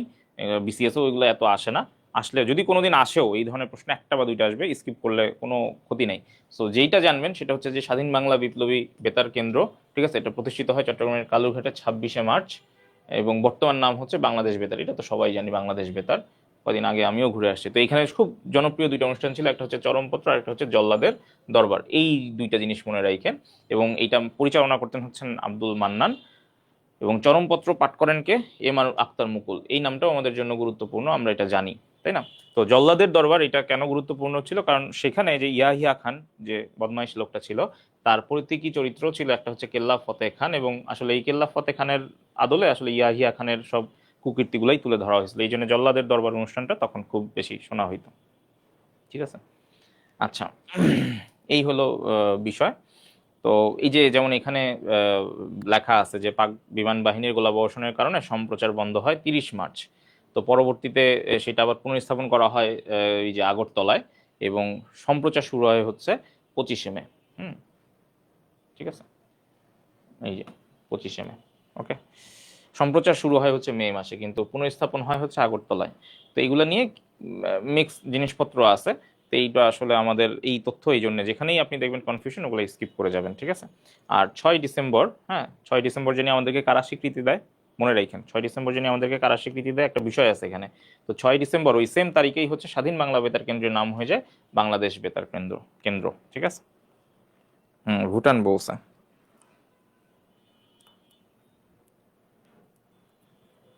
ওকে, মুজিবনগর সরকার আমরা সবাই জানি, কারণ 43, 44, 45 সব বিসিএসে এখান থেকে একটা করে প্রশ্ন আসছে যে অস্থায়ী অস্থায়ী রাষ্ট্রপতি না, কোনটা জানি আসছিল, স্বরাষ্ট্র ত্রাণমন্ত্রী আসছিল যে এইচ এম কামরুজ্জামান। আর এই আরেকটা কোনটা জানি আসছিল আমি ভুলে গেছি। হ্যাঁ, তো এইগুলা মনে হয় আমাদের আসলে এত পড়া হয়েছে যে এখানে আর আপনাদের পড়ানোর মতো কিছু নাই। আচ্ছা, এই তিনজন মানুষ আমাদের মুক্তিযুদ্ধের প্রেক্ষাপটে খুবই গুরুত্বপূর্ণ, এদের সম্পর্কে আমরা একটু জেনে রাখবো আর কি। ঠিক আছে, জেনে রাখবো কি সেটা হচ্ছে যে তিনি ছিলেন হচ্ছে প্রধান সেনাপতি কর্নেল অবসরপ্রাপ্ত এম জি ওসমানী, বা ওই যে আতাউল গনি ওসমানী যার নাম, হ্যাঁ আমরা MAG এখানে লেখা আছে, ফুল নাম তো ওই যে আমরা অনেক জায়গায় আতাউল গনি ওসমানী দেখি একই মানুষ, ঠিক আছে। হ্যাঁ, ভুটান, ভেরি গুড। হ্যাঁ, কেল্লা ফতে এখান থেকেই আসছে। আচ্ছা, সেনাবাহিনীর প্রধান কে ছিলেন? M A রব বা আব্দুর রব।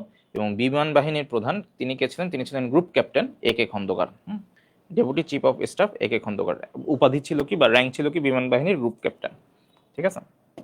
ওকে, আর মুক্তিযুদ্ধে 3টা ফোর্স ছিল, এবং 3টা ফোর্সে যারা দায়িত্বে ছিলেন তাদের নামের প্রথম অক্ষর থেকে ফোর্সের নাম রাখা হয়েছিল। যেমন জিয়াউর রহমান, তো এখানে জিয়াউর রহমান আমরা কিভাবে লিখি? জেড দিয়ে লিখি। হ্যাঁ, তো জেড দিয়ে লেখার কারণে কি, ওই যে জেড ফোর্স। এরপরে শফিউল্লাহ, এর মানে কি? এস, তাহলে এস ফোর্স। আর K force, Khaled Mosharraf, Khaled, so K force. তো মুক্তিযুদ্ধে এই 3টা ব্রিগেড ছিল, যার মানে এই ফোর্সগুলা হচ্ছে এই অধিনায়ক যাদেরকে করা হয়েছিল তাদের তাদের প্রথম অক্ষর দিয়ে আসলে নামকরণ করা হয়েছিল। আর মুক্তিযুদ্ধে যে সেনাবাহিনী বলতে আমাদের তখন আসলে 2টা ট্রুপস ছিল, একটা হচ্ছে নিয়মিত আর একটা হচ্ছে অনিয়মিত। নিয়মিতটা আসলে কি ছিল? নিয়মিতকে আমরা নাম দিচ্ছি হচ্ছে মুক্তি ফৌজ বা মুক্তি বাহিনী। আর অনিয়মিত যারা এখানে আসলে ছাত্র যুবক এরা ছিল, তো এদেরকে আমরা নাম দিছিলাম মুক্তিযোদ্ধা বা গণবাহিনী। তো এবং এই যে মুক্তি বাহিনী, হ্যাঁ এই মুক্তি বাহিনীটা আসলে এই যে হবিগঞ্জের তেলিয়াপাড়া নামক একটা জায়গা আছে, সেই তেলিয়াপাড়া জায়গায় মানে চা বাগান আর কি, তেলিয়াপাড়া চা বাগানে, এই যে হবিগঞ্জের তেলিয়াপাড়া চা বাগান, এই চা বাগানে একটু আগে আমরা যে একজন গুরুত্বপূর্ণ মানুষের নাম দেখলাম না, ছবি দেখলাম না, খুব রাজকীয় গোফওয়ালা, আতাউল গনি ওসমানী। তো এই কর্নেল আতাউল গনি ওসমানীর নেতৃত্বে এই চা বাগানে গঠন করা হয় হচ্ছে মুক্তি ফৌজ 4 এপ্রিল 1971। হ্যাঁ, এই 4 এপ্রিল একটা ঘটনা ঘটে। ওই যে আমি একদিন বলছিলাম যে 4 এপ্রিল আমার হচ্ছে বর্তমানে আমি যেখানে আছি সেখানে আমার নিয়োগ হয়, তো এই তারিখটা আমার মনে আছে মোটামুটি আর কি। এবং এই যে 4 এপ্রিল, এই 4 এপ্রিল এপ্রিল কোন একটা আন্তর্জাতিক সংগঠন রিলেটেড একটা খুব গুরুত্বপূর্ণ ডেট, যেটা আমরা আসলে জানি, আন্তর্জাতিক ক্লাসে গেলে এটা আমরা পড়বো, ঠিক আছে। তো 4 এপ্রিল মুক্তি ফৌজ গঠন করা হয়, সেটাকেই পরবর্তীতে আমরা নাম দিই, যে 1 সপ্তাহের মধ্যে নাম দেই হচ্ছে মুক্তি বাহিনী। তো এখান থেকে আর তেমন কিছু পড়ার নাই। এরপরে যদি অনিয়মিত বাহিনীর কথা বলি, অনিয়মিত বাহিনী হচ্ছে এদেরকে আসলে ট্রেনিং দেওয়া হয়তো, গেরিলা যুদ্ধের ট্রেনিং এদেরকে দেওয়া হয়েছে, প্রোভাইড করা হয়েছে, এদেরকে ফ্রিডম ফাইটার্স বা ওই যে মুক্তি যোদ্ধা বা গণবাহিনী বলা হয়েছে, ঠিক আছে। ওকে, এরপরে আছে ওই যে সেক্টর। সেক্টরের আমরা হচ্ছে এই সেক্টরটা আমি পড়াইছিলাম আপনাদেরকে একদম শুরুতে একটা ক্লাস নিয়েছিলাম, মনে হয় ফ্রি ক্লাস না কি ক্লাস বলে ওইটাকে, কোনো একটা ক্লাস নিয়েছিলাম, এবং সেখানে আমি বলে দিয়েছিলাম যে কোথায় কোথায় কোন কোন সেক্টর আছে। এই যে এই জিনিসটা আছে, এই ম্যাপটা মনে হয় আপনাদের অনেকের কাছেই আছে, আপনারা অবশ্যই কি করবেন, এইটা নিজেরা আঁকবেন যে কোথায় 1 নম্বর আছে কোথায়। আমি আপনাদেরকে কিন্তু বলছিলাম যে এবার নিচ থেকে শুরু করবেন, 11টা সেক্টরে ভাগ করে না বাংলাদেশকে ওই সময়, তাহলে এইখানে তো 10, ওই যে নৌ সেক্টর যেটা। সো আমরা বলছিলাম যে একটা শর্টকাট শিখছিলাম যে এখানে 11, হ্যাঁ এখানে 10 যদি থাকে, এখানে এদিক থেকে এদিক থেকে একবার এদিকে যাব, আবার এদিক থেকে এদিকে আসবো, এইভাবে আমি একটা শর্টকাট বসলাম। ঠিক আছে, অবশ্যই ওইটা কি করবেন, বা যে কোনো বইতেই আপনি এটা পাবেন। আপনার কাজ হচ্ছে এই যে মানচিত্রটা আছে এখানে আঁকবেন যে কতটুকু কোন সেক্টরে এবং কোন সেক্টরে কারা আছে সেটা অবশ্যই একটু একটু জেনে রাখবেন আর কি। সেক্টর অধিনায়ক ছিলেন মোট 16 জন। তো এইগুলাতে অনেকে আসলে শর্টকাট টর্টকাট করতে চান, শর্টকাট আসলে অ্যাভয়েড করাই ভালো। তো দেখেন 1 নম্বর সেক্টর, হ্যাঁ ওই যে দেখেন কোথা থেকে শুরু হয়েছে, দেখেন 1 নম্বর সেক্টর হচ্ছে চট্টগ্রাম কক্সবাজার।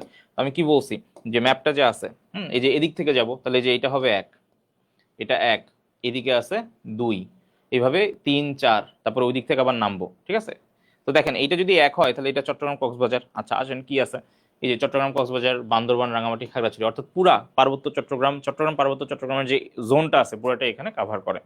আচ্ছা তাহলে 1 নম্বর সেক্টরে এখানে মনে রাখবেন যে এই 1 নম্বর সেক্টরে এখানে আমি লিখলাম 1R। 1R কেন? কারণ আর বলতে আসলে আপনি মনে রাখবেন এখানে 2 জন অধিনায়ক ছিলেন, বা হ্যাঁ সেক্টর অধিনায়ক ছিলেন। তো 2 জনের নামেই আর কি আর আছে। একজন হচ্ছে রহমান, হ্যাঁ কোন রহমান? তারেক রহমান না, জিয়াউর রহমান। হ্যাঁ, তো তারেক রহমান হলে তো আবার স্লোগান বের হয়ে যেত, কি তারেক রহমান জানেন নাকি? হ্যাঁ, আচ্ছা। হুম, তো ওই যে রহমান, জিয়াউর রহমান, আর ওই যে আর দিয়ে আরেকটা কি রফিকুল ইসলাম। তাহলে আপনি কি করবেন, যখন আপনি এই ম্যাপটা আঁকবেন এখানে ওয়ানের জায়গায় এখানে আরও লিখবেন। আর মানে কি, একটা হচ্ছে রহমান, জিয়াউর রহমান, আর হচ্ছে আর দিয়ে কি রফিকুল ইসলাম। ঠিক আছে, তাহলে 1 নম্বরে কে আছে? তাহলে ম্যাপে যখন আপনি এইভাবে লিখে পড়বেন তখন দেখবেন জিনিসটা এমনিই মনে থাকবে। ঠিক আছে। আচ্ছা 2 নম্বরে 2 জন আছে। হ্যাঁ 2 নম্বরে 2 জন আছে, একজন হচ্ছে কি খালেদ মোশাররফ। যেহেতু 2 নম্বর সেক্টর 2 জনই থাকবে, তো 2 জনই আছে, খালেদ মোশাররফ আর কি এটিএম হায়দার। ঠিক আছে, বুঝতে পারছি। আচ্ছা 3 নম্বরে, 3 নম্বরে দেখেন 3 নম্বরে যে মানুষগুলো আছে তাদের 3টা করে শব্দ আছে। যেমন এখানে দেখেন যে কে এম শফিউল্লাহ, আর এখানে কি যে এ এন এম। তো এরকম বড় বড় নামওয়ালা। তো একটা হচ্ছে কে এম শফিউল্লাহ, আর একটা কি আনম নুরুজ্জামান। ঠিক আছে, তো এইভাবেও চাইলে মনে রাখতে পারেন, যদিও আসলে এগুলো আমার খুব একটা পছন্দ নাই, শর্টকাট হাবি যাবি। হ্যাঁ, 4 নম্বর সেক্টর দেখেন, 4 নম্বর সেক্টর কি আছে, 4 নম্বর 4, আর এখানে আছে আর। হ্যাঁ, তাহলে দেখেন 4 আর, উচ্চারণ কিন্তু কাছাকাছি, তাহলে 4-এর সাথে আর মিলে যায় যেহেতু আপনি মনে রাখবেন সি আর। হ্যাঁ, সি আর দত্ত। সি আর মানে কিন্তু ক্লাস রিপ্রেজেন্টেটিভ না, সি আর মানে কি চিত্তরঞ্জন দত্ত। তাহলে 4 নম্বরে কে ছিল? সেক্টর 4, অধিনায়ক আর, কোন আর? সি আর, চিত্তরঞ্জন দত্ত। ঠিক আছে।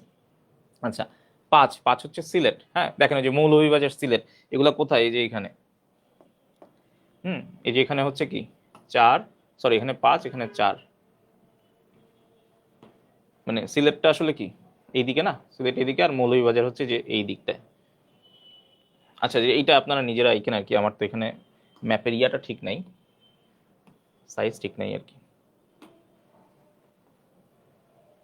ওকে, এরপর কে আছে? 6, 6-এ কে ছিল?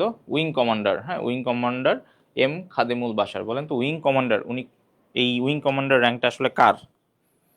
আর্মির, নেভির, না এয়ারফোর্সের?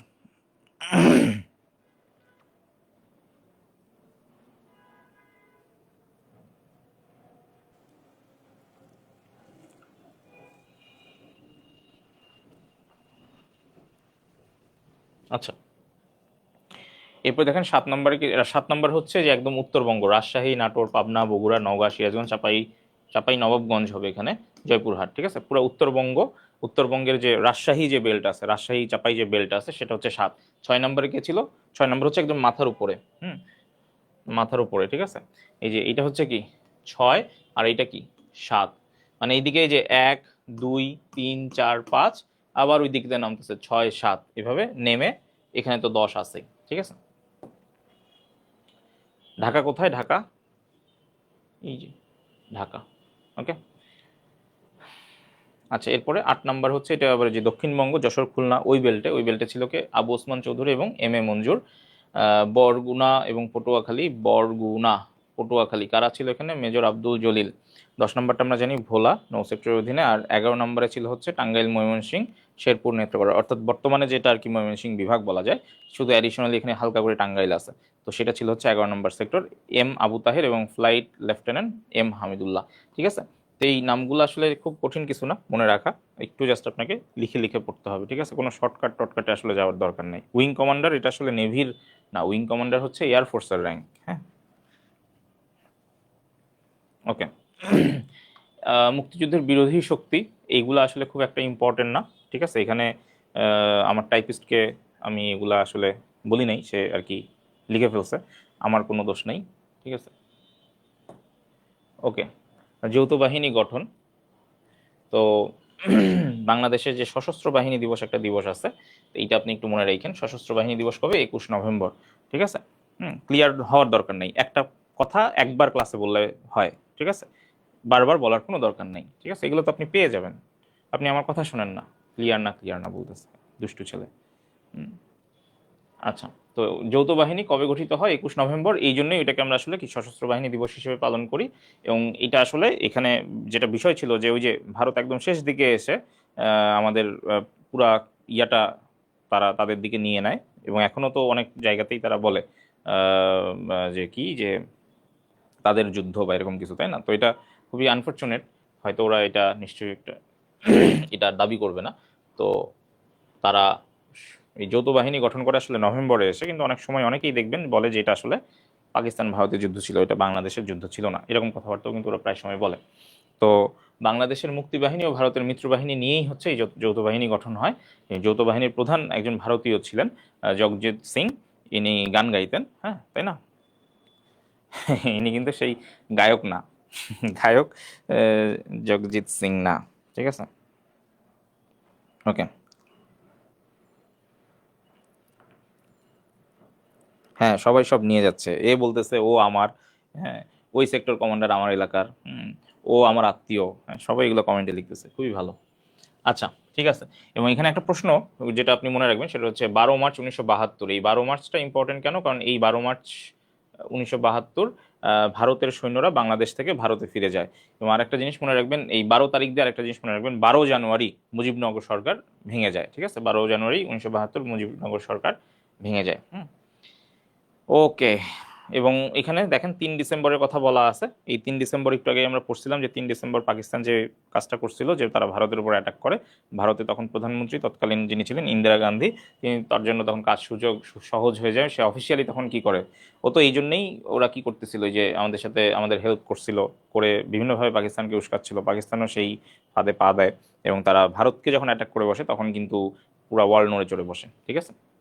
এবং আসলে পুরো ওয়ার্ল্ড নড়ে চড়ে বসছিল এই জন্যও যে তারা বাংলাদেশকে তো গত 9 মাসে একদম পঙ্গু করে ফেলছিল। যত আমাদের ভালো ভালো মানুষ ছিল, বুদ্ধিজীবী ছিল, সবাইকে মেরে ফেলতেছিল। এগুলো নিয়ে প্রচুর ইয়াটা হচ্ছিল, নিউজ হচ্ছিল, বা প্রচুর ইন্টারন্যাশনাল মিডিয়া এটা নিয়ে কনসার্ন দেখাইছিল। বাট যখন ওরা এই যে ভারতকে অ্যাটাক করে ফেললো, তখন আসলে ভারতও লাইসেন্স পেয়ে গেল, ঠিক আছে। ওকে। এটা আসলে মুখস্থ করার কিছু নেই, এটা মনে রাখতে পারলে ভালো, না রাখতে পারলেও ভালো, মানে সমস্যা নেই, ঠিক আছে। শহীদ বুদ্ধিজীবীদের সংখ্যা। আর এখানে কয়েকজনের বিষয়ে বলা আছে, এগুলো আপনারা চাইলে একটু দেখতে পারেন। আহ, যেমন মনির চৌধুরী, এর নাম আমরা শুনছি। শহীদুল্লাহ কায়সার, ওনার নাম আমরা শুনছি। হ্যাঁ, আলতাফ মাহমুদ, তারপর হচ্ছে যে সেলিনা পারভিন, ধীরেন্দ্রনাথ দত্ত, এনাদের বিষয়ে আমরা মোটামুটি সবাই জানি। এখানে অনেকের নামই বলা আছে, মোটামুটি যারা একটু প্রমিনেন্ট ছিলেন তাদের বিষয়ে বলা আছে। সবগুলা যদি আপনি জানতে পারেন, অ্যাটলিস্ট নামগুলা, হ্যাঁ, যে আসলে কে কি ছিলেন, যতটুকু আপনার আসলে কুলায় আপনি একটু মনে রাখেন আর কি, ঠিক আছে। আচ্ছা। এরপরে পাকিস্তান আসলে আত্মসমর্পণ করলো। কে আত্মসমর্পণ করে সেটা আমরা মোটামুটি সবাই জানি, জেনারেল নিয়াজি। এবং তিনি হচ্ছে আত্মসমর্পণের জন্য দেখেন কোথায় যোগাযোগ করে, মার্কিন দূতাবাসী, হ্যাঁ। তো আসলে আর যাওয়ার কোনো জায়গা নাই, তারা ইউএস এর দরবারে তখন ঠকঠকায়, ঠিক আছে। ওকে। এবং তারা বাহিনী আত্মসমর্পণ করে হচ্ছে বৃহস্পতিবার ছিল দিনটা, 16 ডিসেম্বর 1971। এবং যেটাকে আমরা আসলে বিজয় দিবস হিসেবে পালন করি, এবং স্বাধীনতা দিবস হচ্ছে আমাদের কি 26 মার্চ, ঠিক আছে। আত্মসমর্পণ অনুষ্ঠানে স্বাক্ষর করে হচ্ছে দুইজন, পাকিস্তানের পক্ষে নিয়াজি, আর যৌথ বাহিনীর ওই যে আমাদের যে প্রতিনিধি ছিলেন লেফটেন্যান্ট জেনারেল জগজিৎ সিং অরোরা, তিনি হচ্ছে যৌথ বাহিনীর পক্ষে স্বাক্ষর করেন, ঠিক আছে। আর যৌথ বাহিনী, ঠিক আছে, যৌথ বাহিনীর প্রধান যেহেতু ইন্ডিয়ান ছিল, তাহলে বাংলাদেশের হয়ে কেউ ছিল না? হ্যাঁ ছিল, ওই যে একে খন্দকার ছিল, ঠিক আছে। ওকে। তো এখন প্রশ্ন আসতে পারে যে ওই সময় তো সর্বাধিনায়ক ছিলেন হচ্ছে এমএজি ওসমানী বা আতাউল গনি ওসমানী, উনি কেন উপস্থিত ছিলেন না? কারণ তিনি সিলেটে ছিলেন। এগুলো একটু জেনে রাখেন, এমন না যে এটা প্রশ্ন আসবে যে এমএজি ওসমানী কেন ছিলেন না ওখানে উপস্থিত, এমসিকিউতে আসবে যে কোথায় ছিলেন, রাজশাহী, সিলেট, এইটা আসবে না কখনো, বাট জেনে রাখলেন আর কি। ওকে।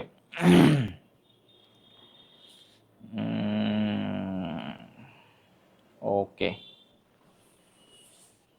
আচ্ছা, প্রায় 93,000 বা ওই যে 91,554, এটা নিয়ে আসলে আছে, এগুলো দরকার নাই।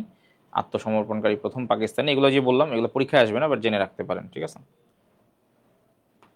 ওকে, সো এই আর কি, যে 73-এর গ্যাজেট আর হচ্ছে বর্তমান একটু তো আপডেট হয়েছে, আপনি জানেন। সো এই হলো বিষয়,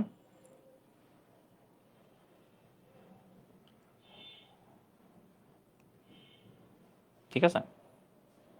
কি অবস্থা আপনাদের? ওকে, বীরশ্রেষ্ঠদের এখানে পরিচিতি দেওয়া আছে। তো এখানে আসলে আহ, যা পাওয়া গেছে বা যা আমরা জানি মোটামুটি দিছি আর কি। তো এইখান থেকে আসলে যেমন জন্ম, মৃত্যু, এত মৃত্যুটা একটু হয়তো আপনি যদি মনে রাখতে পারেন, সিরিয়ালি মনে রাখেন যে কে কবে কত তারিখে মারা গেলেন। মহিউদ্দিন জাহাঙ্গীর খুবই আনফর্চুনেট যে 14ই ডিসেম্বর মারা গেছেন।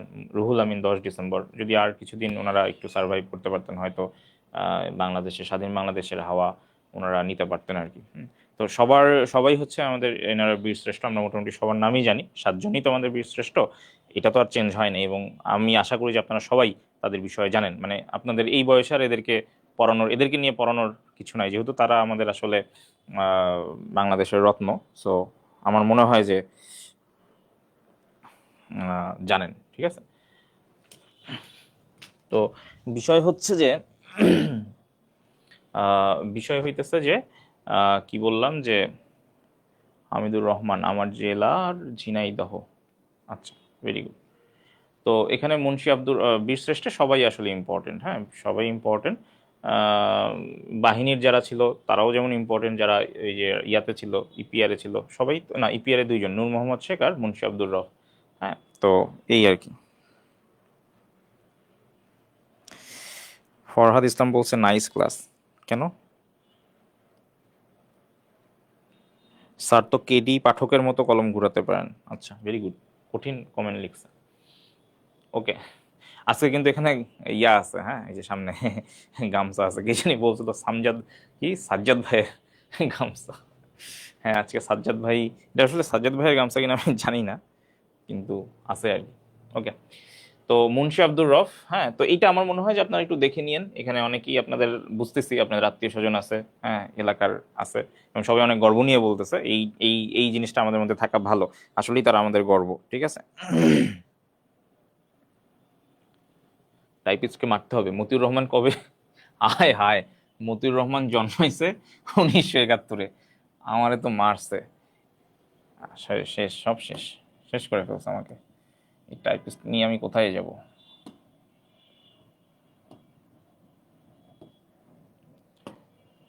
মারছে আমাকে।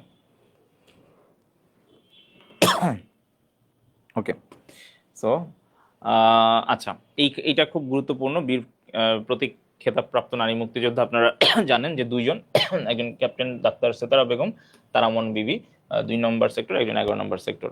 তো ক্যাপ্টেন যে ডাক্তার সেতারা বেগম, তার বিষয়ে তিনি আসলেই একজন বীর প্রতীক খেতাব পাওয়ার মতো একজন মানুষ। আমি তার বিষয়ে একটু পড়াশোনা করছিলাম, অন্য কোনো এক ক্লাসে তার বিষয়ে আলোচনা করব। তারামন বিবি, আহ, উনিও জোস, হ্যাঁ, যে আপনারা যারা এখানে ফিমেল স্টুডেন্ট আছেন তারা জানতে পারেন যে ওনারা আসলে কতটুকু নিজেদের ইয়া করছে। কাকন বিবির কথা আমি এখনই বলতেছিলাম, কাকন বিবি বলতে যাচ্ছিলাম, খেতাববিহীন নারী বীর মুক্তিযোদ্ধা কাকন বিবি। তিনি খাইয়া, আবার কি খাসিয়া, ও আল্লাহ, খাসিয়া, মুক্তি বেটি নামে তিনি খ্যাত, ঠিক আছে। এখান থেকেও কিন্তু প্রায় প্রশ্ন আসে, ওনার ব্যাপারেও কিন্তু প্রায় প্রশ্ন আসে। আপনারা এই 3জন মানুষের বিষয়ে একটু পড়াশোনা করতে পারেন, ঠিক আছে। বীরাঙ্গনা উপাধি দেওয়া হয় প্রায় 3 লক্ষ নারীকে। আচ্ছা, 2016 সালে ভাস্কর ফেরদৌসি প্রিয়ভাষিনী ওনাকে দেওয়া হয়। এটা ওই সময় ওই কনটেক্সটে বেশ ইম্পর্টেন্ট ছিল, বাট এখন অনেক সময় হয়ে গেছে, সেটা অত ইম্পর্টেন্ট না, বাট যদি মনে রাখতে পারেন ভালো। সর্বকনিষ্ঠ মুক্তিযোদ্ধা হচ্ছেন শহীদুল ইসলাম লালু, তখন তার বয়স ছিল 13 বছর, 11 নম্বর সেক্টরে ছিলেন। আর আদিবাসী হচ্ছে ইউকেচিং মার্মা বা উক্যাচিং, তিনি পিআরের সদস্য হিসেবে 6 নং সেক্টরে যুদ্ধ করেন, ঠিক আছে। এই মানুষগুলোর একটু পরিচিতি আমাদের জানতে হবে। ওকে, ওকে, সো জাতীয় স্মৃতিসৌধ, এটা আমরা গত ক্লাসে পড়ছিলাম যে সম্মিলিত প্রয়াস হচ্ছে তার নাম, স্থপতি হচ্ছে মাইনুল হোসেন। ফলক আছে কয়টা? ছবিতে দেখতে পাচ্ছেন, কয়টা আছে? 7টা। অনেকে আপনারা গেছেন আমি জানি। হ্যাঁ, নির্মাণ কাজ সমাপ্ত হয় কবে এটা আমার দরকার নাই, তাই না? উদ্বোধন 16 ডিসেম্বর 1982। 16 ডিসেম্বর যে হয় এটা তো বুঝতেই পারতেছেন, 1982 সালে। কিন্তু সালটা মনে রাখতে পারেন। উচ্চতা প্রায় 150 ফুট। ওকে, নেক্সট এখানে কি আছে দেখেন, ভাস্কর্য যেগুলো আছে, মুজিবনগর স্মৃতিসৌধ, এটা আসলে আসবে না এখন, বুঝতেই পারতেছেন। তানভীর কবির আহ, স্থপতি ছিলেন। বুদ্ধিজীবী স্মৃতিসৌধ মিরপুর ঢাকায় অবস্থিত। অপরাজেয় বাংলা সবাই জানেন, হ্যাঁ, ঢাবিতে অবস্থিত। স্থপতির নামটা মনে রাখতে পারেন, সৈয়দ আবদুল্লাহ খালেদ। জাগ্রত চৌরঙ্গি আব্দুর রাজ্জাক, হ্যাঁ, স্থপতি, এবং এটা জয়দেবপুর চৌরাস্তায়। আপনারা অনেকেই জয়দেবপুর, আমরা যারা ওই দিককে যাওয়া আসা করি, জানেন যে জাগ্রত চৌরঙ্গি কোনটা, বা হয়তো দেখছেন।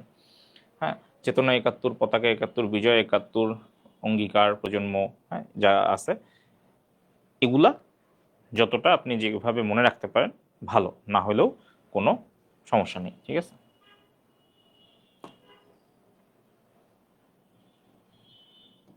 বুঝছি।